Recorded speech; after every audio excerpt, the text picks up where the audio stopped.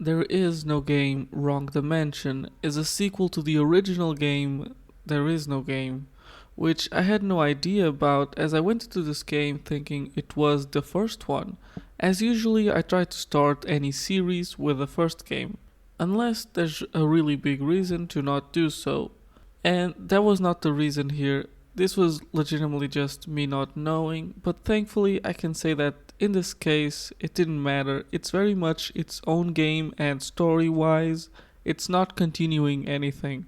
And I guess that leads us then to talk about the story. Like the title implies, the story very much works around the premise of there not being an actual game, quote unquote, and playing with the player's expectations in a journey that keeps the fourth wall broken the whole time, as the player resistance to play a game that supposedly doesn't exist become the game itself through some creative puzzles which we will talk about more in the gameplay bit.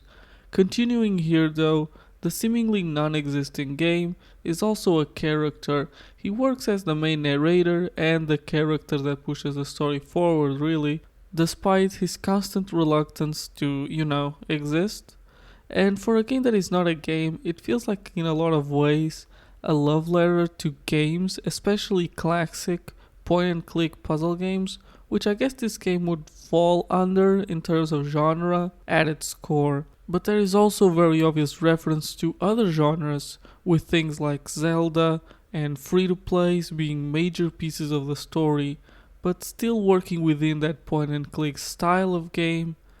But again, more on that later. It's a comedy game with a humor that is very familiar to games of the early 10s like Stanley Parables and maybe Octodad, where a lot of the humor comes from a level of self awareness that ends up translating into the game a lot of times through exploiting your average gamer's thought process, which sounds like a bad thing, but I swear it's not. Here, for example, it would be the game doing something like telling you that you can't do something and then immediately give you a very intuitive way to do said thing. That's probably the best part of the story as it melts with the gameplay well and it's somewhat funny, but I'll be honest, the humor here just didn't really work for me, and a big part of it is just for my two major issues with the story that are pacing and just an overall cheesiness that goes along with a lack of things to say on the topics it explores or criticizes. Starting with the pacing, the game has 6 chapters, but it's really divided into 3 parts, which I would call the introduction and beginning of the true nature of the game, then the middle of the game, and the climax. And the biggest problem I have with the pacing is found in that middle part. It is just considerably slower feeling than the rest of the parts, even if relatively speaking it's as long as the other ones. It's just that during this part you see a lot of the same thing and the gameplay is a lot more straightforward. And the thing is, this is all purposeful. Without spoiling, a big part of this game is criticizing free to play games by applying that model to the game it was parodying just before, emphasizing the mechanics and design choices of those free to play games that exist purely to make money over creating a game that people could actually enjoy. But the thing is, it doesn't have much to say about this aside from that, and I feel everyone that was gonna play this game or was interested in playing probably already knows about these things or is at least familiar with them in some sense.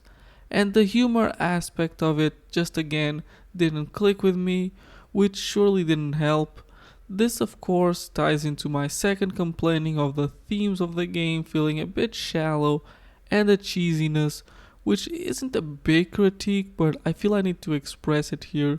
There's plot threads in this game that just feel like they either should have been written differently or just kept out somehow, because some of these are integral to the plot and again, they just feel so cheesy that they kind of bring my enjoyment down, and I usually enjoy the cheese in its many forms.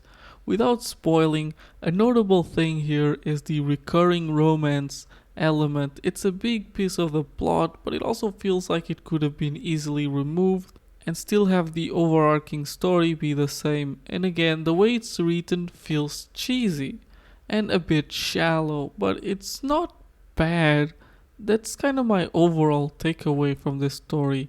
It's okay, it has cool concepts that don't get explored to their full potential plot wise, but it's still enjoyable. In a lot of ways, I complained a lot about the middle of the game, but the beginning and ending are great in my opinion, even when full of that cheesiness, which I think you have to play to understand. Also, sorry for using the word cheesiness so much.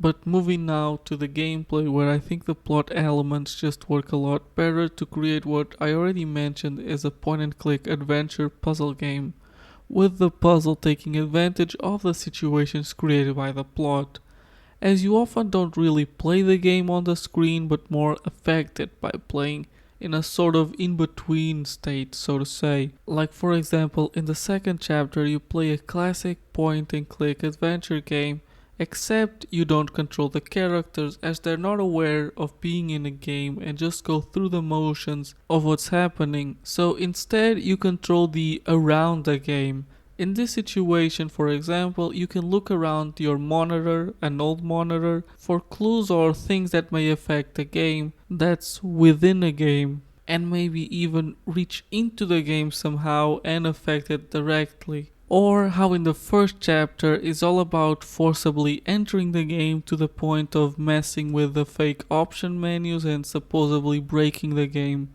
I know this sounds a bit confusing, hopefully the game makes it a bit more understandable, but I just don't want to spoil too much and I'm just trying to give you a general idea. But this is by far the best part of the game.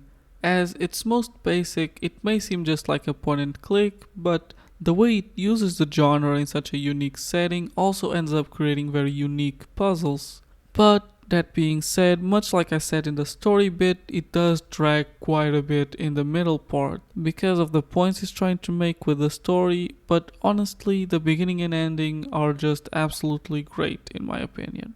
Now let's talk a bit more about the gameplay. On a more technical sense, being a point and click, well, you point and click. You only have one click, no second click, or more commonly known in the PC games as the right click, but not having it is also not out of the norm at all, and in terms of the actual controls, that's really all you have, as what you can do is very much dependent on the scenario and the items you have access to. Which, speaking of items, these are also pretty creative, but can also lead to a lot of moon logic, which I found to be a problem at times in this game.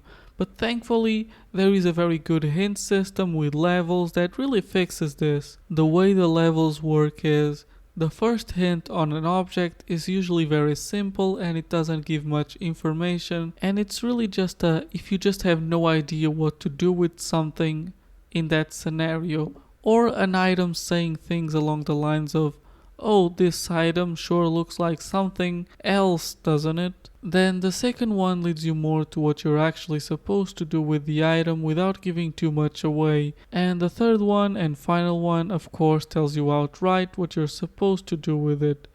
Obviously, you want to avoid using these for the best experience, but sometimes you can find yourself hitting against a wall and this feature becomes very welcome. My only problem with it was that in my experience I never needed the first clue, and that is a problem because you use a clue and then you have to wait on a timer to run out to use another hint. And while I understand this was meant for you to not abuse it or rely on it too much, it's still a bit annoying. Another problem, now going back to the items, is that there isn't an inventory, so usually items just sit loose at the bottom of the screen, which is a bit annoying since they can overlap.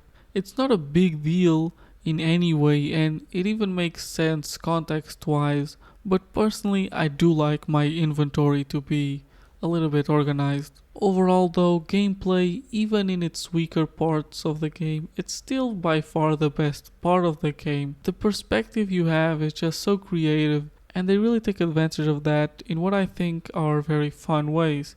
Even if all that creativity can sometimes lead to some moon logic, which to be fair you could also just pretend that's also a callback to other older point and click games. Final thing I want to say though about the gameplay, that only affects players on the Switch version, which I played, and that's the use of the touchscreen. It's so much better than using the actual controls. Just use the touchscreen.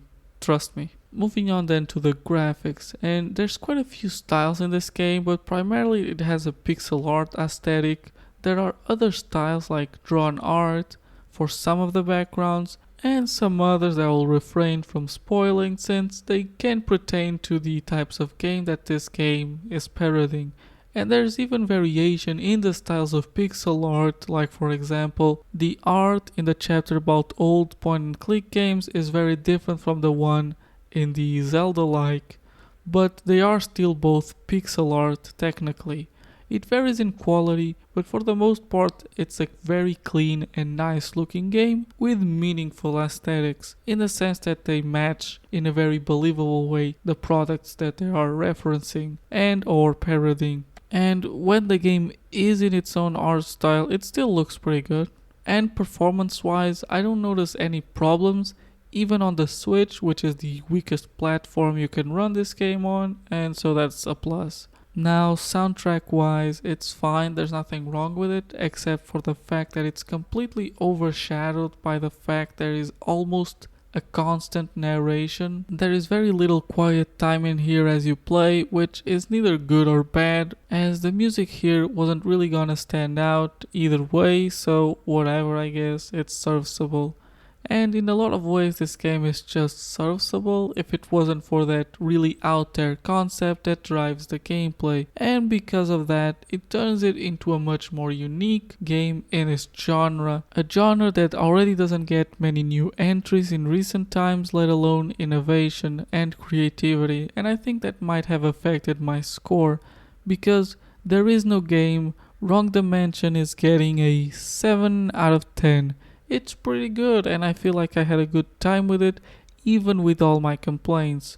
Recommendations wise then, play it if you like the point and click genre. I think maybe trying to see if the comedy in this game gels well with you before playing might not be a bad idea though, since like I said, in my personal opinion, I didn't think it was that funny.